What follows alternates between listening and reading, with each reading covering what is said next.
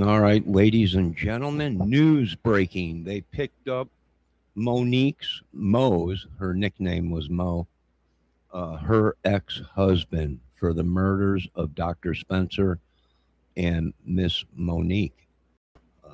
Very, very interesting. So, we're going to watch some videos on this. Uh, and hopefully we figure out why he did this. Now we knew this much.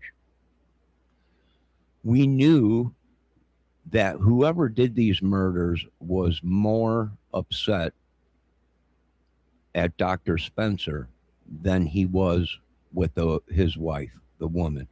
And now it makes sense, right? It was Monique's ex husband.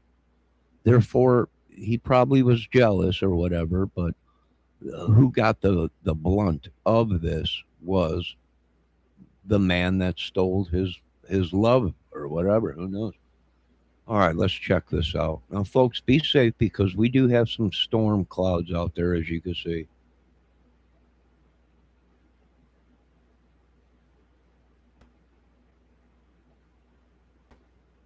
Crime Fix, I'm Anjanette Levy.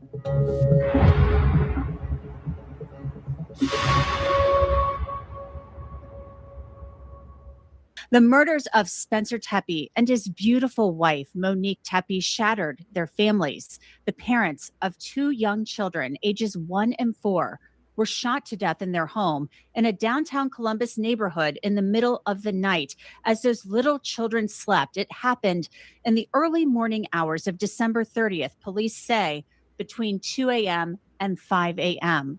The story sent shockwaves across the state of Ohio and the country. A dentist and his stay-at-home wife murdered in their sleep, found shot to death in their bedroom. Now, more than a week after the murders, Monique Tepe's ex-husband is in custody. Dr. Michael McKee is a vascular surgeon, and he was married to Monique for a short time in 2015, and they divorced using a private judge. But it's my understanding that Michael McKee didn't want to let go, despite the marriage lasting just a short time. The affidavit in support of the murder charges states, on December 30th, 2025 at 9:57 a.m., Columbus patrol officers were dispatched to on a check on the well-being of a Dr. Spencer Tepe who had not shown up to work. Officers arrived and found Dr. Tepe and his wife, Monique Tepe, deceased inside, suffering from gunshot wounds. 2 minor children were found inside the home unharmed. Columbus Fire Medic number 7 responded and pronounced both victims deceased at 10:11 a.m. Columbus Police Homicide Unit Team 2 was advised, responded, and initiated an investigation. During the subsequent investigation, detectives were able to identify a suspect through neighborhood video surveillance. The suspect was tracked to a vehicle which arrived just prior to the homicides and left shortly after the homicides. Detectives were able to identify this vehicle further and link it to Michael McKee. Detectives located the vehicle in Rockford, Illinois, and found evidence of McKee in possession of the vehicle prior to and after the homicides. Now take a look at this surveillance video. Columbus police put this out earlier this week, asking for anybody who recognized the person in this video to call them. It's very likely that Columbus police believe the man walking down the street in an alleyway in the area of the Tepe home, that they believe that this is Michael McKee. Michael McKee right now is in custody in a jail in Rockford, Illinois. It's the Winnebago County Jail.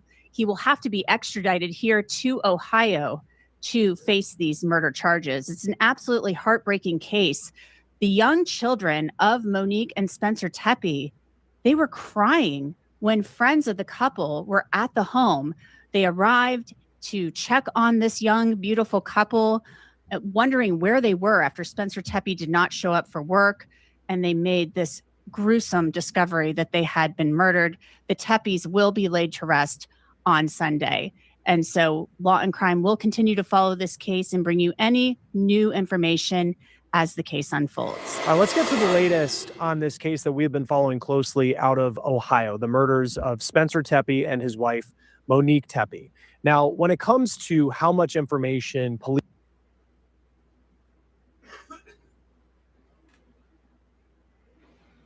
All right, ladies and gents, So they must have really good footage, better than what we were seeing last night of this guy.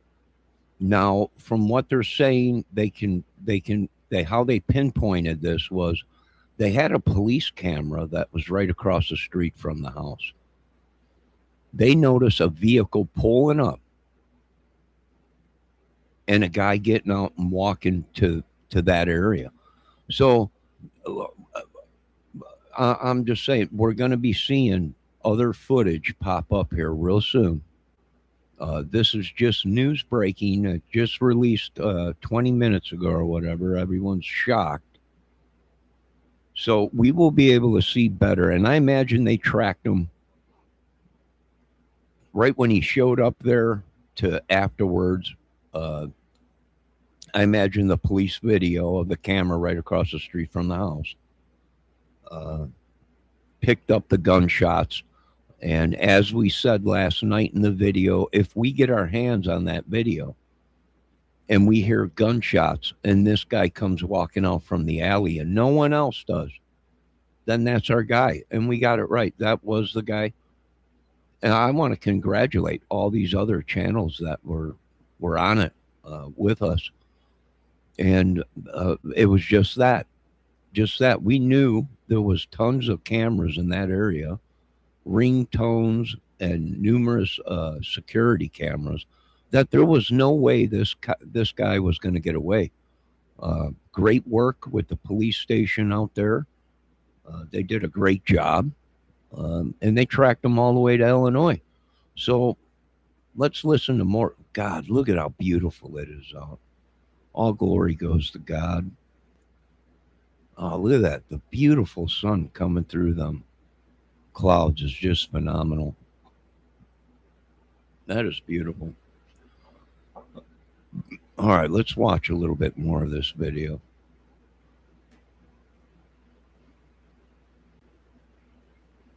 Police give out to the public during an investigation like this, especially an investigation as public as this one. This one is making national news. You really can only speculate with what the PR strategy is for police, why they're giving out certain pieces of information, why they aren't answering certain questions from journalists. Of course, the biggest question is how close are they to catching a killer? It appears at this point only those on the inside, the people in the department, know the answer to that question.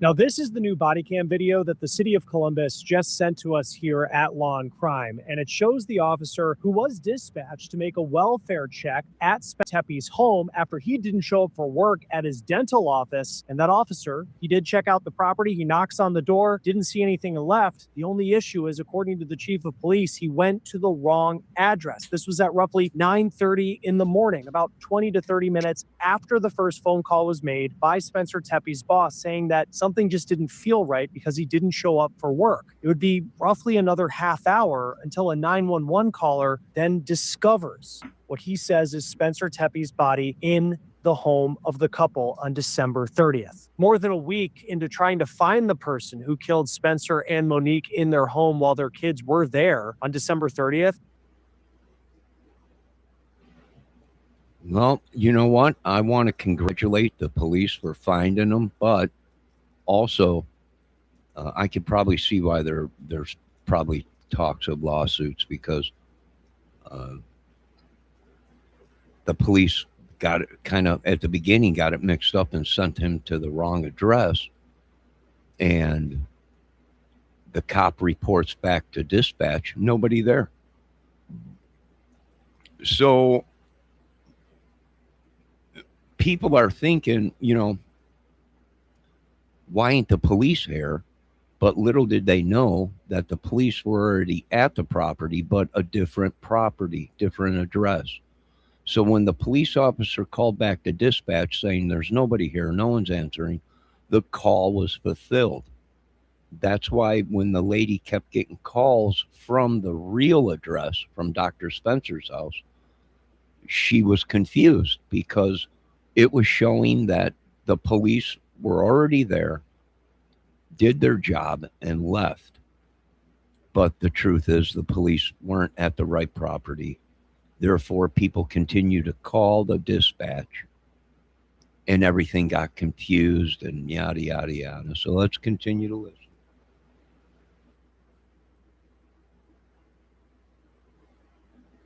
A lot of it is still a mystery, but the Columbus police chief did make some public comments. And from what we heard, she didn't directly say whether the public is still at risk. Now, what might that tell us about where police are in this investigation? We're going to talk about that, and we'll talk about what the chief reportedly said about the voice you hear in this call. Hello? Hi, this is 911. We just got a hang-up call. Is everything okay? Yeah, I'm sorry. I'm okay. Are you sure? Yeah. Okay, now we are debunking what people said last night. That wasn't Monique. It was Monique. That was Monique on the phone. Now, we had her family say, oh, that wasn't her. That was someone else from a year ago. That was her. Now, whether she was terrified because her ex-husband was there causing trouble, or her and her husband were fighting over her ex-husband, one of the two, but we know for a fact that is Monique on the phone, and that call came from inside the house. And I would imagine that 9 days before the murders, someone was banging on the next door neighbor's door at the same time as these murders occurred, which I'm going to say is probably either the ex-husband or Monique running from either her husband that she's married to now because they might have been getting in an argument, or someone got the address wrong and they were banging on the wrong door, which it actually probably could have been very well Monique's ex-husband. Let's continue.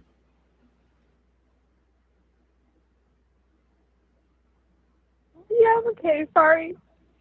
Okay, well, it sounds like you're crying. Do you need police, paramedics, or anything? No, I'm okay. I promise. I'm just emotional. So that was a 911 call that was first obtained by Fox News Digital, and it claimed that this call was made in April at 2:45 in the morning on a Tuesday from the Tepe's address.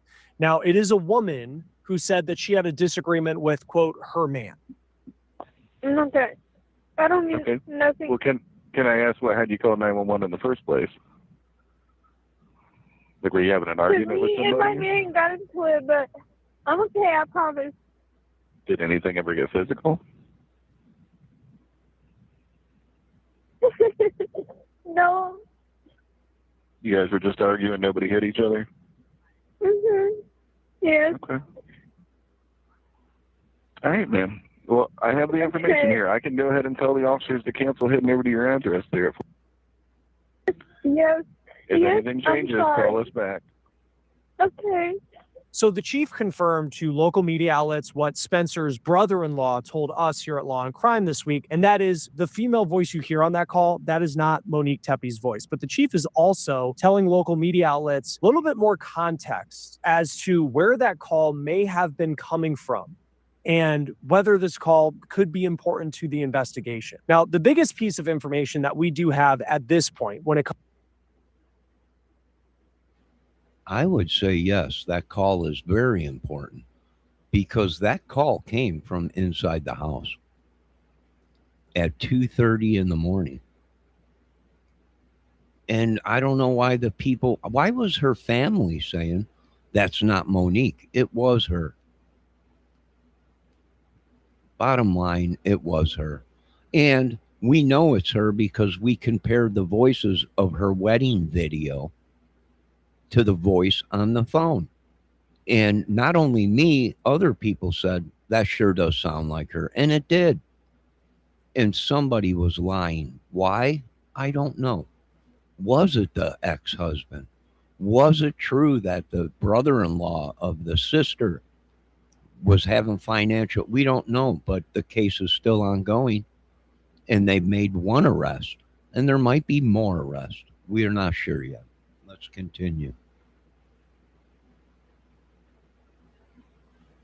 Comes to this investigation and what's been given out to the public by police, it's this video. It's the person of interest walking down an alley behind Spencer and Monique's home in the early hours of December 30th. Police are continuing to call out to the public to see if anyone has more video from a time frame of between 2 and 5 o'clock in the morning on December 30th. That is believed to be the time that police think that Spencer and Monique were killed. Now, you can see in the video that they have put out, even though it's grainy, there could be some clues to take away, because you see that this person, it appears to be a male. They're wearing gray pants, black shoes, a black coat, and they're walking down this alley in the middle of the night. This is a Tuesday morning this happened. Temperatures were in the 20s. This was the day before New Year's Eve. Now, you can see that this person of interest, they're not looking at the camera, and maybe that's on purpose. This alleyway is one that you can drive down. It gives access to the detached garages behind the townhomes where Spencer and Monique lived. And this is a drone shot from the Teppies' wedding video. It was shot by Spencer's brother-in-law, and you can see the back alley and these fairly new-looking townhomes all in a row. And again, the Teppies lived in one of those homes. Now, the person of interest, they keep their head down. They don't look up. It's unclear if they know that there are cameras in the back of these homes or maybe on garages as they walk down the street. You do see that in that person of interest video. It's a Nest camera. So this isn't like an official police camera that's out there, but the type of thing that somebody puts on the back of their home if they're maybe concerned about someone trying to break in.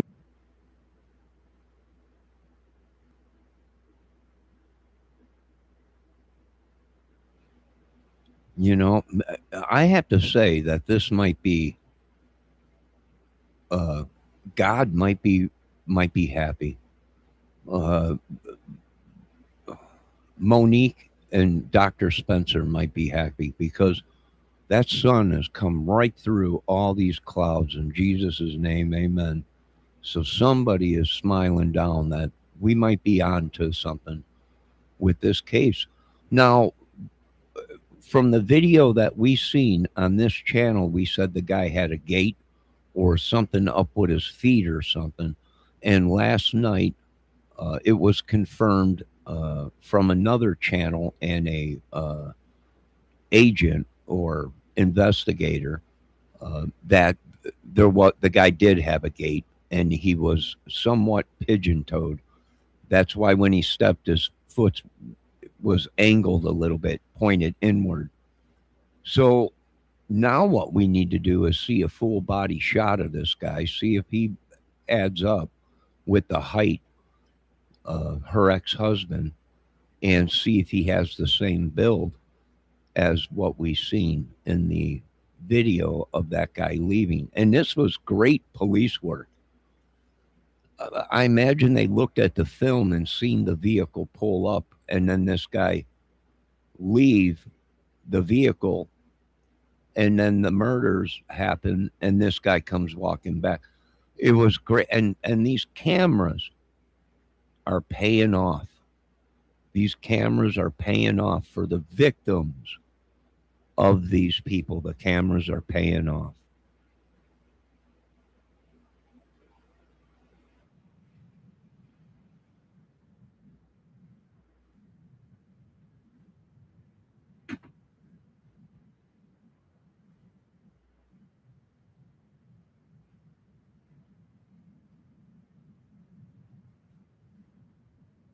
The person that they're looking for. The police chief did tell local media that this is really just a person who is in the area at the time where they are really focusing their investigation. This person may just be a person walking down the street after maybe spending time at a bar that closed late on a week where a lot.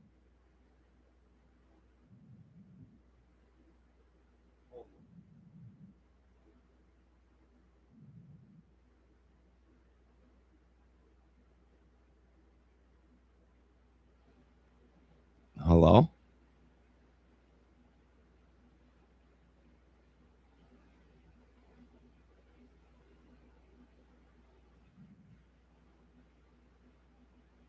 All right, hold on, folks. Let's get back to this. lot of people were off work because of the holidays. We don't know, but you do consider the circumstances. This is suspicious. And also, we haven't heard if anyone has seen this video. Maybe they recognize that it is them walking down the alley. Maybe they were heading home from a bar or something like that. And yet, days after this video, which is being plastered on the news and on the internet, no one's come forward saying, hey, that was me. It's a big misunderstanding. I'm not the person. You know, that's true. We also were in a chat a couple nights ago, and they were saying that, you know, no one has come forward and said, yo, that was me. I was walking home from the bar. I'm completely innocent. So we didn't have anybody calling in. So I think the police connected the dots that, you know, it was like the Delphi case, right? Richard Allen sees himself on the bridge. He calls the police. Yo, that's me. The police want to talk to him, right? And then that's when, well, now he's in a world of crap. But it's the same thing here. Nobody called in and said, that's me. I have an alibi. I was at the bar. I was at this house. We were partying. We were doing whatever. I have an alibi. No one called in. So police did what they should have done, connected the dots, and they have stone cold proof footage of whoever that guy is, whether it be the ex-husband, we're not sure yet. The story is just breaking. That's the guy. And I imagine they watched the footage of the police camera. Even after that guy drove away, I imagine they stayed focused on that area to make sure that no one else came out of that alley or out of any houses around there. And once they determined that, we've been watching the video for 2-3 hours, no one's come out. That's our guy. And they got it. They got it right. This was great police work. It was great police work. I imagine they got they followed the vehicle out of the neighborhood. I imagine they went along the route and got more footage, got his driver's license number, and I imagine then they tracked the highway cameras and they tracked him right to Chicago, Illinois. I'll be danged. That's when they contacted Chicago and said, we want this guy. And Chicago, you know how Chicago is. We'll give him to you. Hold on. And that's what is happening here. All glory goes to God. Amen. Let's continue to listen. Someone just called me, probably a butt dial, but I am live right now, so I could not answer the phone, and I will call you right back, whoever it was. Person you're looking for. So still at this point, that is the person of interest that police really want to talk to in this investigation. Now, I do want to talk about a couple new pieces of information that we did learn from these local news interviews that the chief of police in Columbus gave to media outlets in Ohio. Let's get you caught up, though, on where the investigation is, at least at this point. So up until the day that they were killed, Spencer and Monique Tepe, this is a couple that appeared to be living the lives that a lot of people dream of having. They're a young couple, young family. They're in a great home, a couple that was surrounded by people who love them. Their family has said that the Tepes, they loved having people over to their house. They were the kind of people who just loved bringing people together. This is their wedding video. It was shot in 2021 on what appears to be the steps of the home where they were found dead, this townhome in Ohio. Now, the couple had 2 kids. And those kids' ages 4 and 1 years old. Of course, in this story, there is no real good news because 2 people lost their lives. These 2 children lost their parents, but the children were unharmed when their parents were killed. The couple also had a dog. It's a golden doodle. And that dog. Oh, that little golden doodle and the kids. All glory goes to God for the kids surviving this and the dog. And I'm going to tell you something. That Monique had a beautiful smile. When I looked at her, I first pictured Carly Simon, right? She had that giant smile, like a keyboard on a piano. It was just beautiful, right? And when I look at Monique, I'm like, look at her smile. It's just giant, like Carly Simon. All right, folks, let's go ahead and watch a little bit more of this, and then we're going to end this video, and we'll be back with more info. Was unharmed as well. And the children and the animal, they are now with Tepe family members as police continue this investigation. Now, Spencer had a great job. It was a job that he appears he really loved as well. He was a dentist, and he was working at an office in Athens, Ohio. And man, does it seem like he had a heck of a commute to the office, because that's roughly 75 miles from Columbus. His bio at his dental office says that he graduated from Ohio State in 2017. He had a doctor of dental surgery degree. He loved work, but outside of work, he loved the Ohio State Buckeyes. He loved the Cincinnati Bengals. That's where he grew up. And he also loved playing golf, traveling, and spending time with his family. Now, Spencer was married to Monique Tepe. There's an obituary that just went live. It's a joint obituary honoring both of them. And it reads that Monique grew up in Worthington, Ohio. That's a suburb north of Columbus. She grew up playing soccer. She was a runner. And like her husband, she was a graduate of Ohio State. And that's where she earned her master's in early childhood education. And while she was in school, she worked at a daycare. And the obit reads that she was now a stay-at-home mom who was known for her bright smile, infectious laugh, caring heart, and bubbly personality. The obituary says that Spencer and Monique, they were the life of the party. The couple met online, then they get married in December 2020. You know, it is just, as we've been covering this story, just so hard to comprehend how this could happen, because this was a couple. It just keeps sticking out to me just how loved this couple was for their generosity. They had this growing family, and they lose their lives like this. And you can also tell that so many people loved them just by the amount of 911 calls that were made out of concern when Spencer did not show up for work. Columbus Police, Tech 107. Yes, I would like to ask for a wellness check on an individual at their home. So if you've been following this story with us, you know that these 911 calls that were made on December 30th, they started around 9 o'clock in the morning. And this is when Spencer didn't show up for work. The Columbus police chief did give an important piece of information, though, related to the response to these 911 calls. And we'll talk about that here in just a moment. This individual, Spencer, works with me, and he did not show up to work this morning, and we cannot get a hold of him or his family. He didn't show up to work? Correct. Okay. Does he have medical problems or? No, and he's been reliable, and we cannot get in touch with him, his wife, his family, anybody that lives in that house.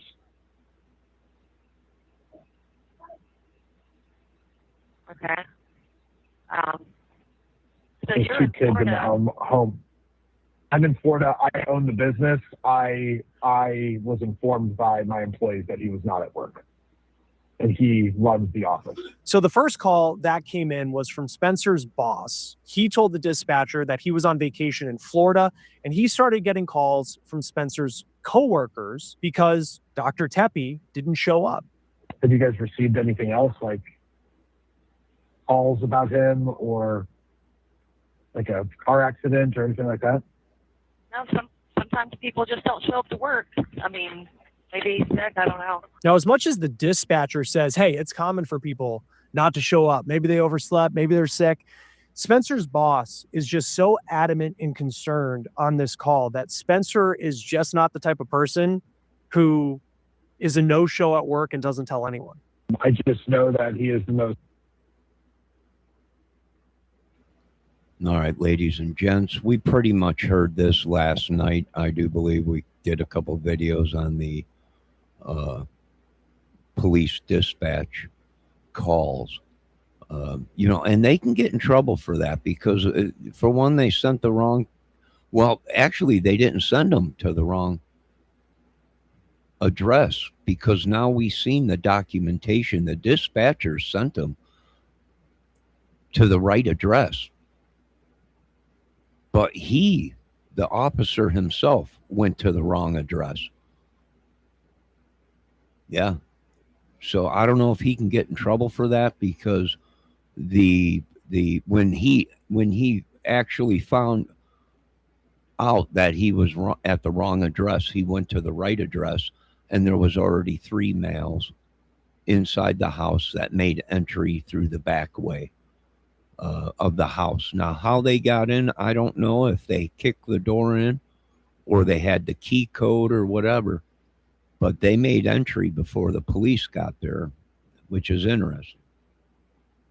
So we will be back with more info on it. It just broke. There was an arrest made. The ex-husband of Monique, her nickname was Mo.